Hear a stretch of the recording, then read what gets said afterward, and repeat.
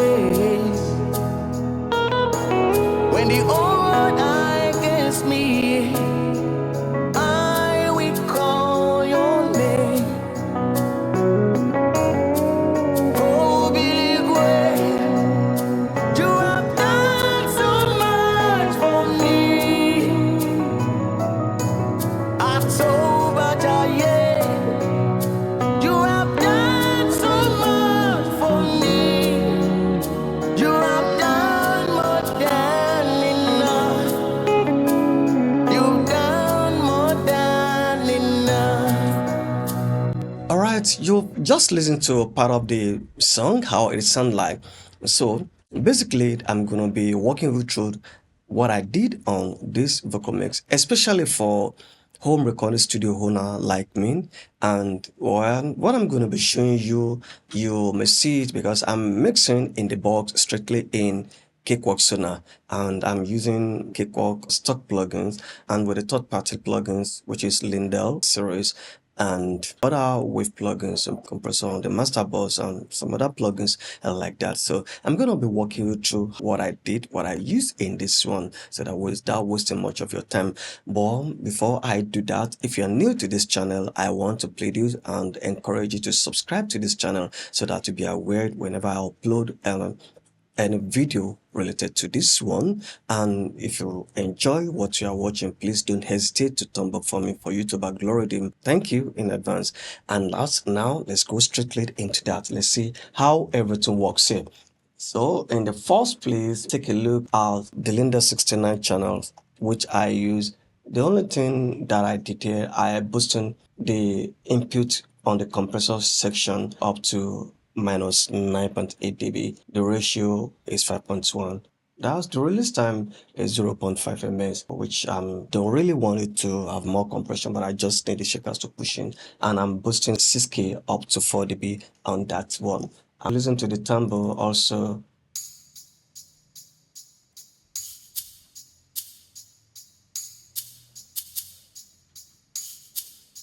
Alright, that's the timbre and the maracas. So listen to the parts before I go into the vocal.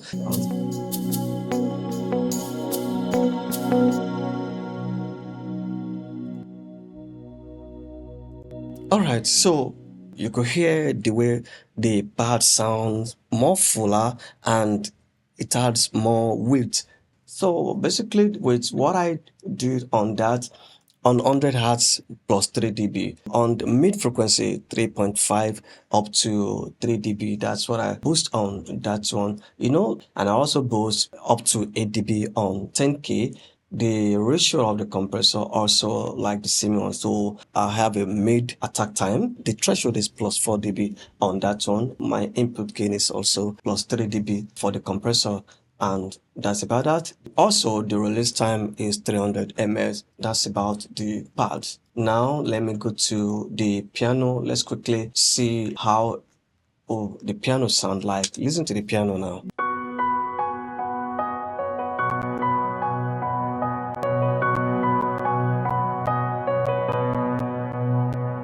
Alright, you could listen to the difference between when I first play the piano and the pads, the way it feels, warm, surround. What I did on the EQ section, I boost plus 8 dB on the high frequency, which is 6K, and I'm boosting 2K slightly. I also boost up to 3 dB on 100 hertz. On the compression side, I'm not boosting the input, so it's in default setting, and the threshold is plus 4 dB. I also have a very fast release time on that one, then 5.1 on the threshold. Then I have a mid-speed attack having on that. So that's about the piano. Now listen to everything together again, so hear the difference and how it sounds like in the mix.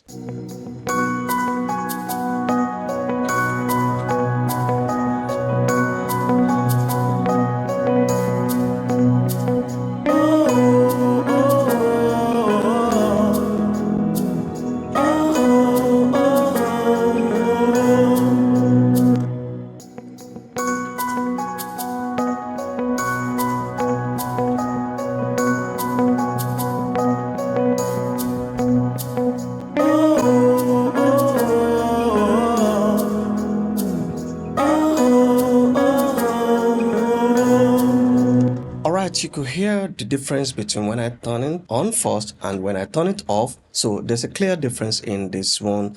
It adds more attitude to the mix of the piano and the pads, and also the brightness. I love the high frequency, the high mid sound crispy on that part. Then let me show you the guitar. There's not much also on that, but look at what I did here in the beginning. I fade in the guitar so that it could come in just gradually, not in a sudden manner, because it's also a kind of emotional song, and you have to handle gently like every other thing comes in gently and so emotional.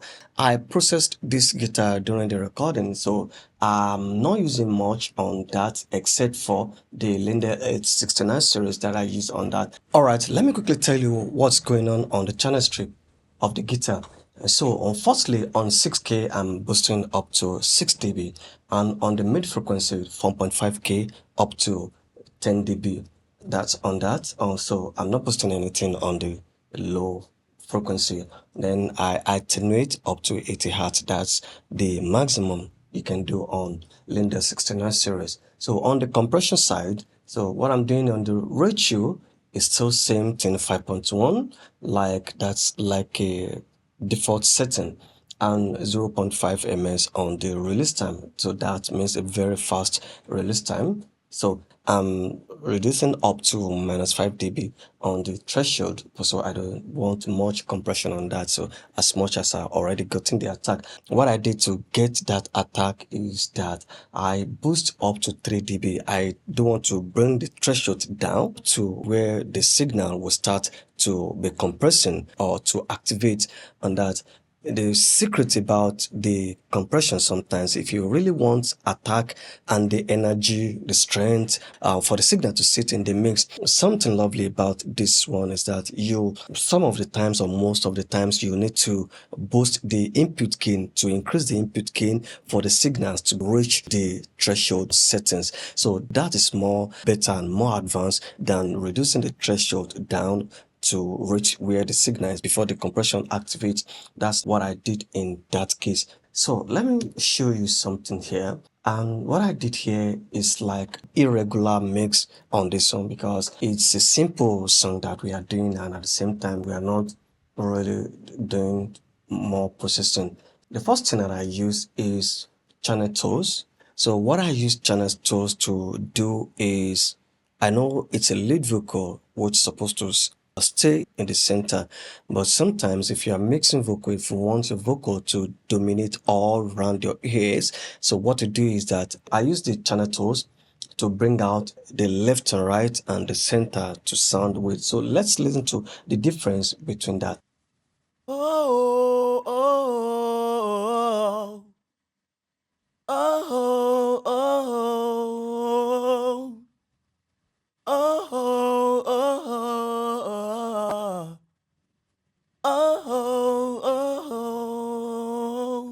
If you're listening closely, or if you're listening with your headphones, or you are sitting in the center of your studio monitors, you hear a subtle enhancement that they did on that one. What I did is, and when I turn it off, when I turn it on, you could hear the vocal sound weak and sound in the center of forehead. But when I turn it on, it adds a little bit of width into the vocal, so which makes it to sound more balanced in both LRAs and also being in your center. This is the settings on the channel tools. And alternative to the channel tools, like Wave plugins have stereo center, which can also do what this one do, but it's not that active like this one. This does so many things. You can use it on the mix bus and on the master mix bus. So listen to this one, VX64 vocal strip. I love this one. I've been using it for long, and almost every of my vocal mix, both lead vocal and background vocals. So take a look at that without and with it. Oh, oh, oh, oh, oh, oh, oh, oh,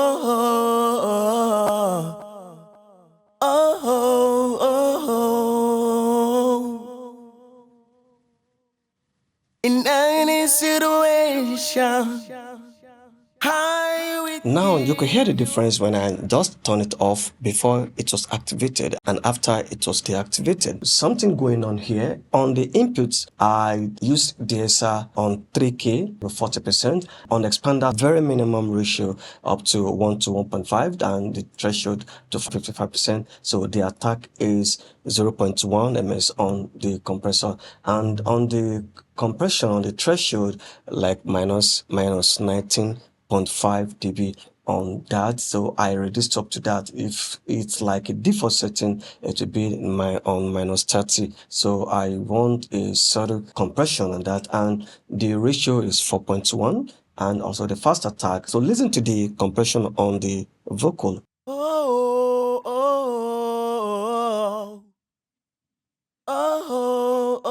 oh, oh. In any situation, I will give you praise. Then I use a delay to sync with the tempo of the song, and which helps me to set the delay time on quarter triplet, and the feedback is 25%. You could hear the way it sounds like on that, and on the frequency of the vocal, so I just have to cut the high frequency on that. And on the EQ part, this is a tube equalizer, which is so lovely. Okay, so and I'm boosting up to 9 dB on the high frequency, sweep up to 3K. So that's about the EQ. So maybe you need to listen to how the EQ sound like on the vocal again. Oh,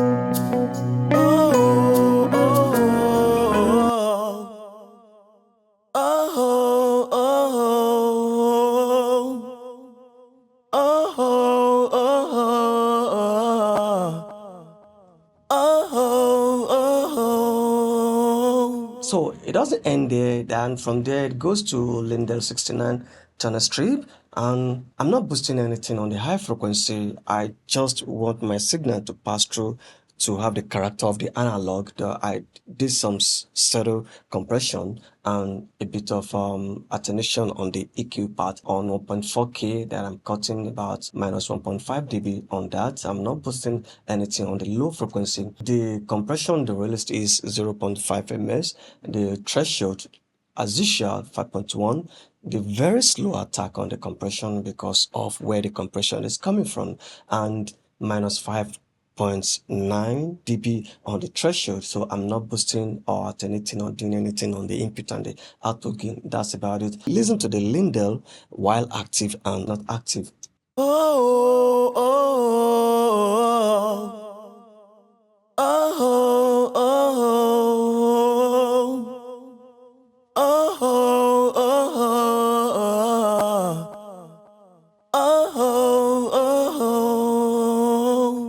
Alright, you can hear the difference about that. So that makes me to feel like I'm working on analog console.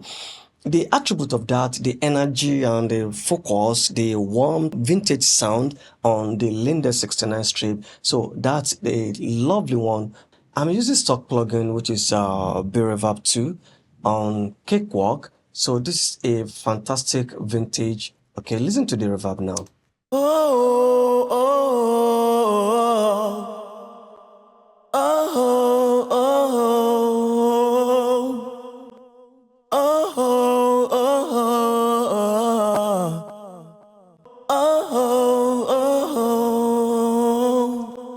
You can hear the difference, you can hear the wetness on. I'm using typically the default setting. The only thing that I did on the wet signal is I just turn it down a bit, about minus 6 dB, so that I can allow the dry signal to still pass through. Again, after the reverb, and one thing I need to explain to you, I have to activate the post button so that everything in the FX rack section, so that means that I'm mixing here, so all the stock plugins here now being sent to the pro channel. So this is a good one whenever you want to mix on Cakewalk. It gives you an advantage to be able to navigate through your mix.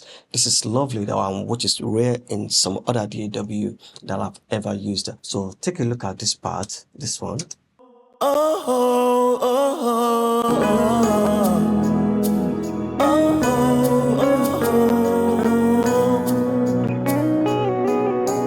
oh. In any situation, I will give you praise. When I'm down, I will worship you. Alright, so you also heard the attribute of this one. It sounds so lovely and it doesn't spoil my mix. Okay, let me quickly show you something here. Alright, so these are the two VS64 channel strip. Now take a look at the setting on the pre and look at the settings on the post. Alright, from there I'll show you the quad curve equalizer. Basically what I did on that is to just roll off some harshness on the high frequency up to 10K. And from there, that goes down to tube, it goes down to console emulation. So lastly goes to master mix bus. So I'm going to be bypassing the whole plugins, then it will listen to the vocal, then I'll turn them on.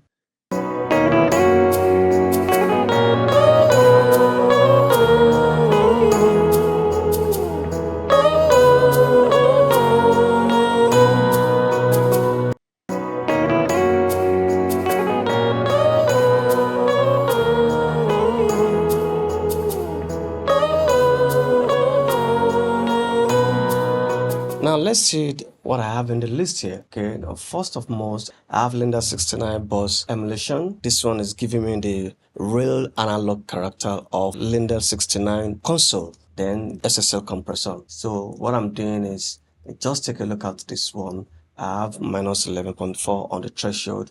The attack time is 3 ms. The release is on auto, then the makeup gain in 0 dB. And lastly, how it should sound. I want this mix to sound more warm as much as it could for me. So let's listen to this one before and after.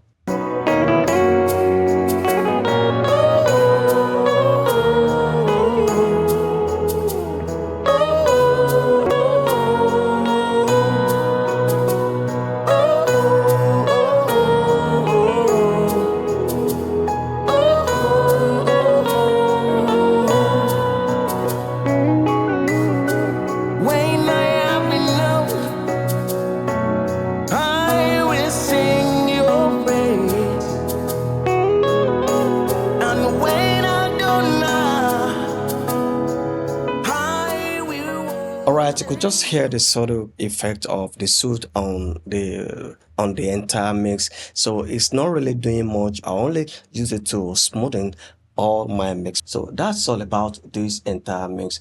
I hope you really learned something from this one, and I hope you enjoy watching this video. That's where I'm going to be stopping on today's video. So if you're new to this channel, I want you to please subscribe for me. And if you enjoy what you just watched, please don't hesitate to thumb up for me for YouTube algorithm so that this video can be more spread out and for others to also learn from what I'm making for you. So I hope to see you in the next video. Thank you so much for stopping by to watch this one. Bye.